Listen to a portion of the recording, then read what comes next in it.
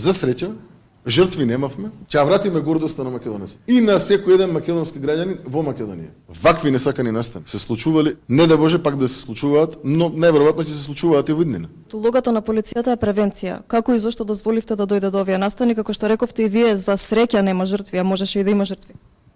Не да Боже да имаше жртви. Полицијата, пак ќе повторам, одговори професионално и соодветно на секој еден предизвик кој што беше случаен во текот на вчерашниот ден. Тврдам дека беше така. Меѓутоа не беше спречено. И на лице место реагираше соодветно, инфлагранти ги фати дел од луѓето кои што сторуваа кривични дела. До 3 часот по полноќ се работеше во овде, токму во оваа зграда, луѓето ги расветлуваа случаевите, се постапуваше.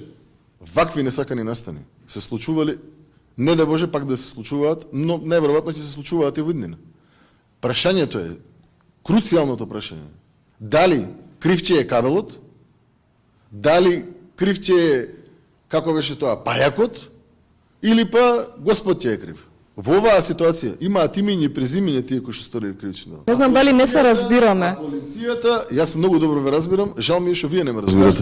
А полицијата одговори максимално професионално и соодветно. А да, драго ми е што сме среќни при тоа и што немаше човечки жртви. Се надевам и вас ви е драго. Немаше по Божја волја човечки жртви. И што преземавте вие за да нема човечки? Драго ни е. Е така. Ама вие пред Повелете други прашања. Вие пред малку рековте дека ќе има и такви настани во иднина. Како можете како министер за внатрешни работи да си дозволите сега повторно да дадете изјава? Еднаш рековте пукање имало и ќе има, а сега рековте вакви настани ќе има и во иднина, а вашата улога е превенција. Министерството за внатрешни работи постои, да, за да пружи превенција и да одговори репресивно во одредени ситуации каде што согласно негова надлежност треба да одговори репресивно. Во текот на вчерашниот ден Министерството за внатрешни работи постапи соодветно и во делот на превенција и во делот на репресија.